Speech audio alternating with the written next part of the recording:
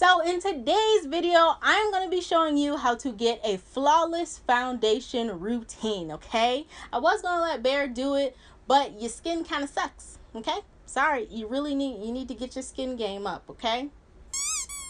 Well, no, I know that. You ruin my jokes. I never ruin yours. Moving on, the first step to having a flawless foundation routine is having a healthy skincare routine. If you do not have healthy skincare practices, it doesn't matter what foundation you buy, whether it's drugstore or a luxury brand, it doesn't matter. It's not going to look good unless your skincare is on point. Now, nobody's perfect. Everybody has their problem areas. I have some problem areas over here, which is why I am going to be putting on a face mask in order to fix that. Now, I'm actually going to be using this face mask from Teamy. It is their Detox mask. It is matcha, lemongrass, and clay. This is like the perfect classic mud mask. Not a lot of people do mud mask anymore, which is kind of like weird. I don't know why. I feel like nobody really has that green, thick mud mask like back in the day.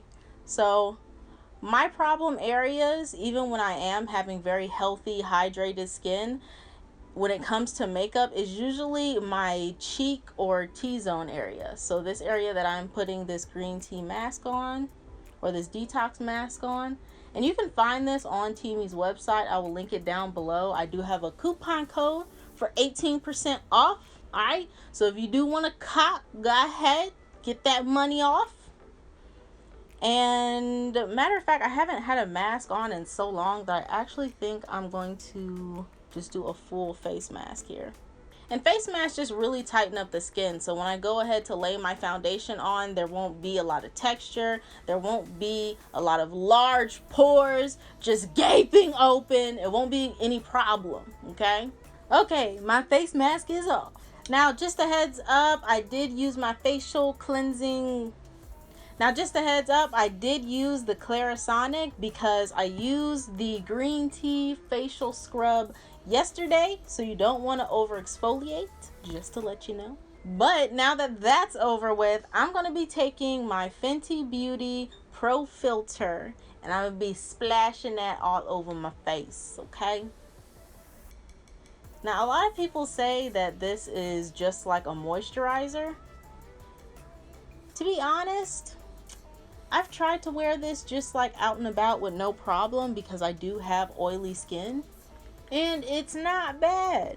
However, since I do have texture to my skin, it kind of mixes with the texture kind of weird. So if you are using the Pro Filter and you might have some dry patches or whatever, make sure that when you wash your face, you go in and moisturize heavily around those dry areas, okay? Don't skimp.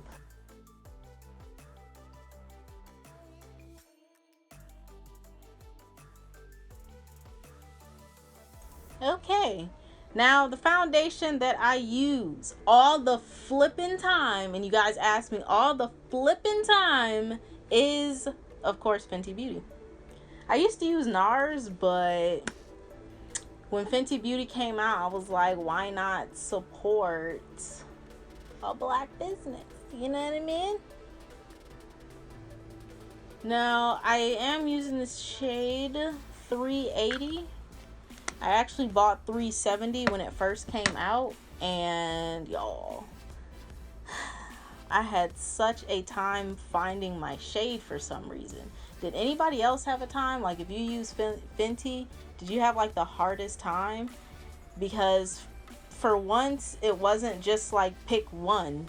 It was like, ugh, I got 3 I could possibly wear, and most likely 1 to 2 of them are going to make me stupid or make me look stupid when I go out into the light.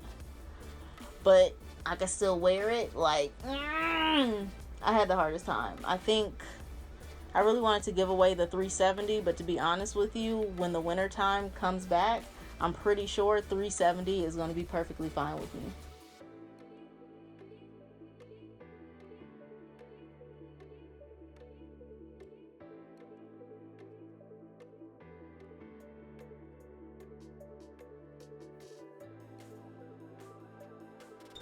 So since I have oily skin and this foundation is velvety or satin-like, it gives me a nice mixture of a matte luminous look. I love luminous, which is why I was using Nars Sheer Glow for the longest.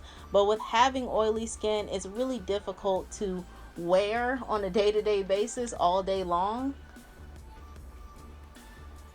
But this has been like a really nice in between. Now, once I use my brush, I do go in with my beauty blender just to make sure everything is pressed into the skin.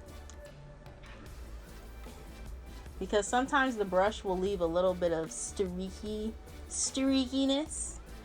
But with a damp beauty blender, you can go in there and basically blur out all that streakiness. I used to only use a beauty blender, but I don't know, I felt like all my product was just going away. I got to points where I was starting to realize that I wasn't getting the amount of coverage that I wanted, and I always thought it was the foundation, but it was really just kind of the beauty blender.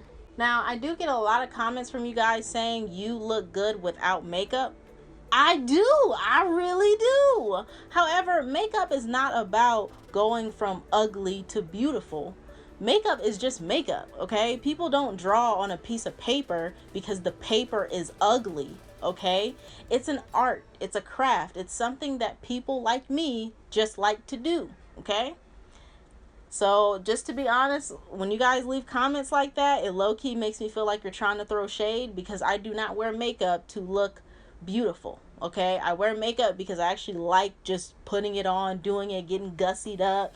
I like buying different products. I like the culture of it. I like the different things that I can do with it. Now, once my foundation is on, that is when I go in with my eyebrows. Okay, however, I'm gonna do it off camera because I do not have my eyebrows arched. So this is gonna be like Grey's Anatomy, okay? It's gonna be like heart surgery, trying to get these brows to look right, okay? So I need my personal space, and I'll be right back. Okay, since my brows are unarched and they're bushy, I think I'm gonna go a little crazy and wild, give myself like one of those really Vogue natural looks, okay? So let's get into this concealer. I already kind of put a little bit of concealer underneath my eyebrows just to give them a little bit of a highlight. So now we're going to go ahead and do the under eye. Now I actually do my under eye with a really small brush, and I make sure that I'm looking kind of like straight on at my mirror. And then I draw my first line beside my nose and underneath my eye, and then I fan it out from there. Now I don't go all the way up here. I kind of do drag it down a little bit far, but that's about the placement that I put it. And at least for the shape of my head and where my nose and everything lays, and how short I am and how the light hits my face, honestly, it's not that complicated, but yeah, I just want to say it.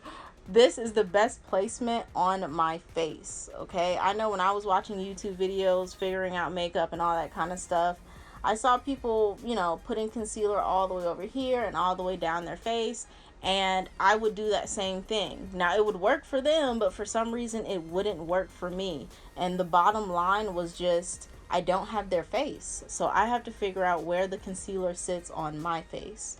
Where does the light shine on my face? So I really want you to take that in account, and also take in account that wherever you put the concealer is where basically the attention on your face is going to be drawn, because it's going to be the lightest part of your face.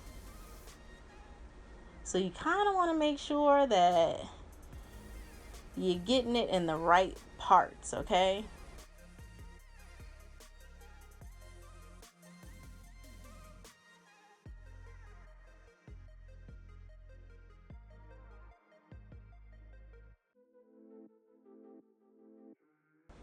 Now I do like to make sure that I focus my taps with the Beauty Blender like right here in that nook and corner where I put that first line, just to make sure the Beauty Blender doesn't soak up too much and I don't spread that or smear that too far, you know, over here on my face. There's some areas that you're going to want the product more concentrated. So you really want to play around with your placements and how far you drag your beauty blender out, because I could be tapping all the way over here, but I'm really keeping it centered underneath my eye.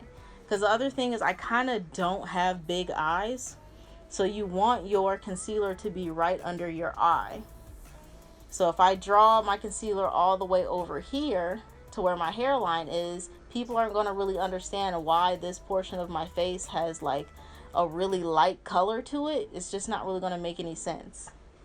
But kind of for right underneath your eye, it makes a smidge of sense.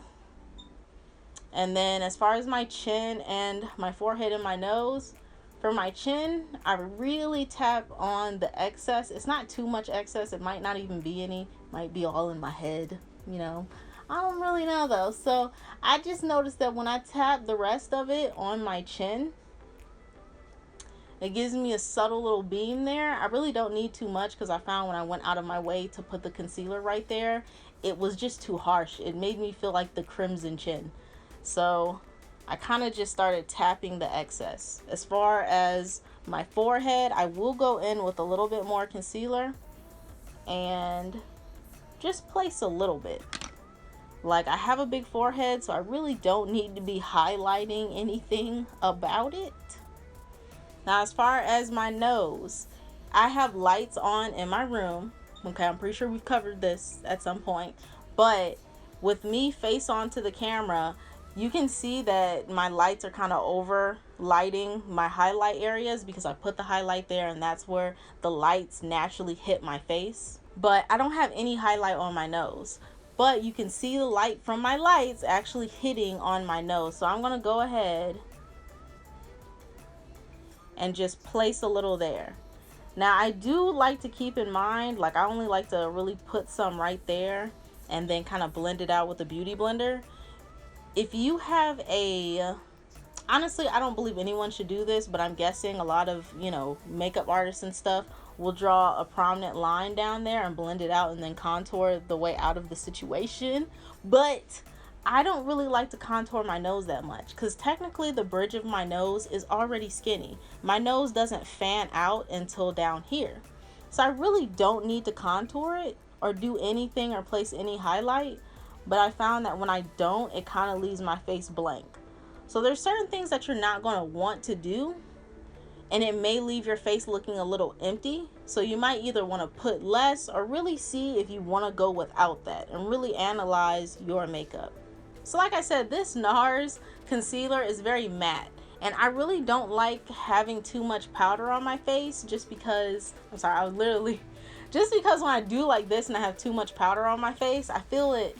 I kind of feel it, you know what I mean? Baking and all that stuff has just never really been for me. See, you can omit steps.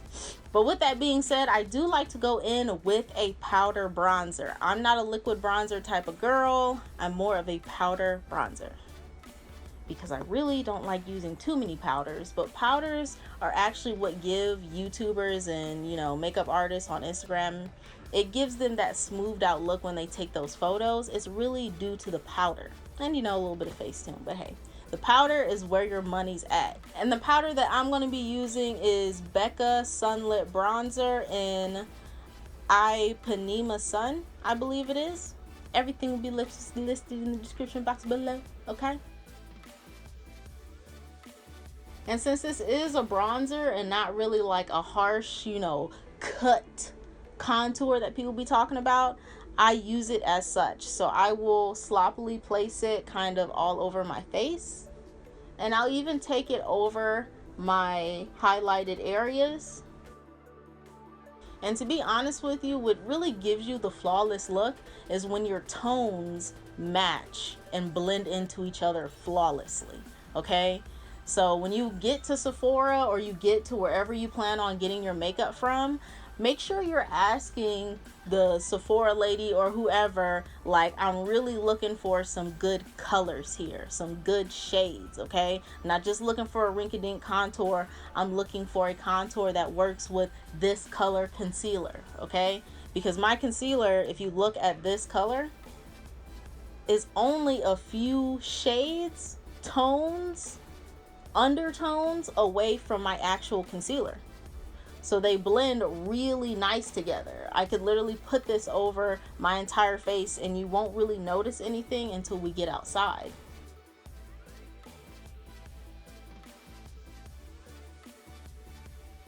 Now, as far as my nose, since this isn't harsh or anything, I do like to go in to my or what is this called? What the flip? Oh, into my bronzer, my bad. And then I actually like to contour my eyeball. Sounds crazy, but it's actually like a really good idea.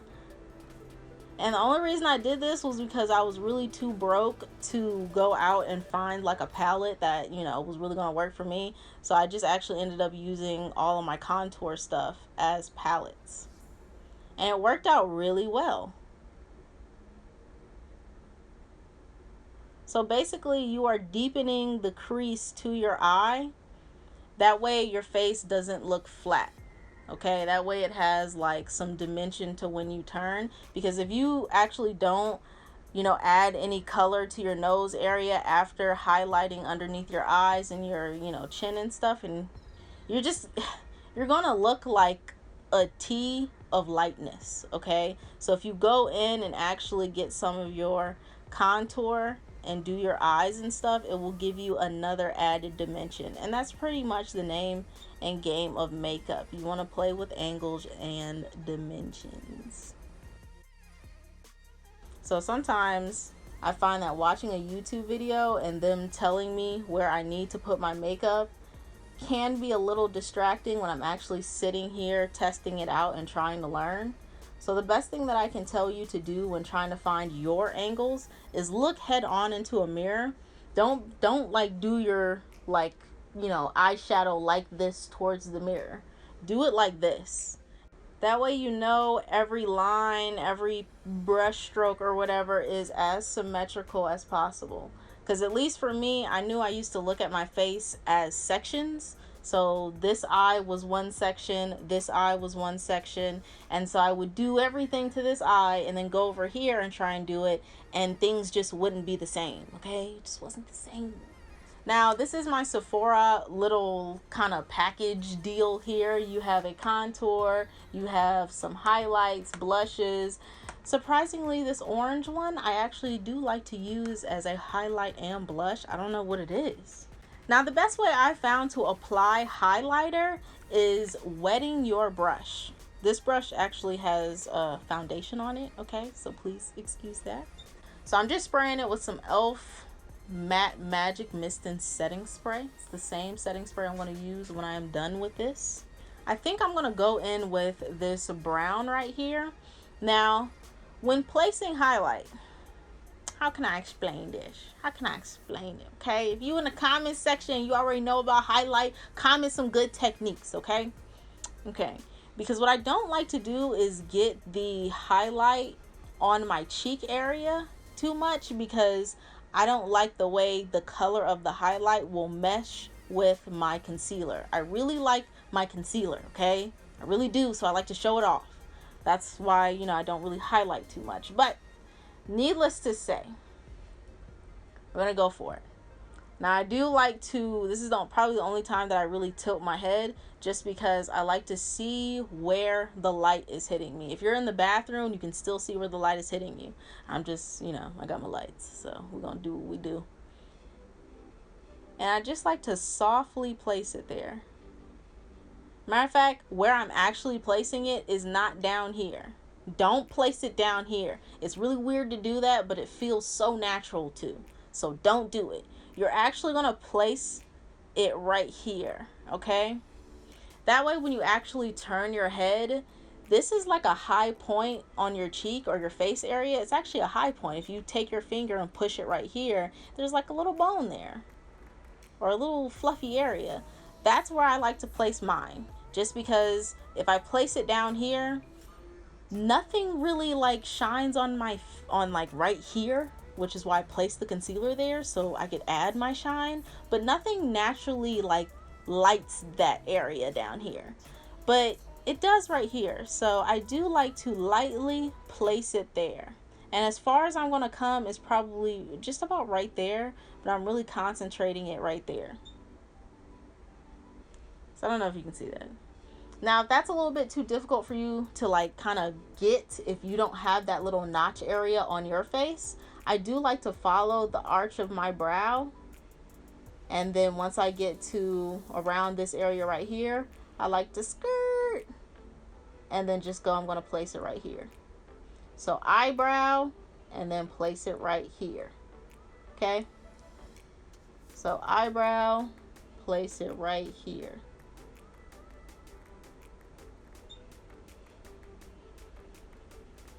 And to be honest, you guys aren't like content creators or YouTubers. So when you're placing your highlight, you might not see it at first, okay? And I guarantee you, add one more coat and stop, all right?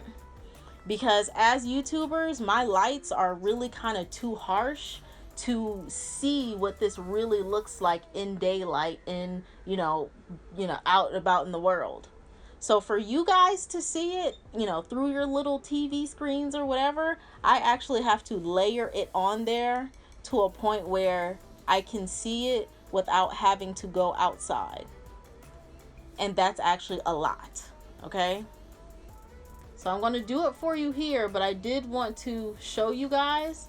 That way when you're watching other YouTubers and they're just slathering it on there, you understand that it's really due to the fact that we have these harsh lights and we want you to be able to see what the color of the highlight actually is.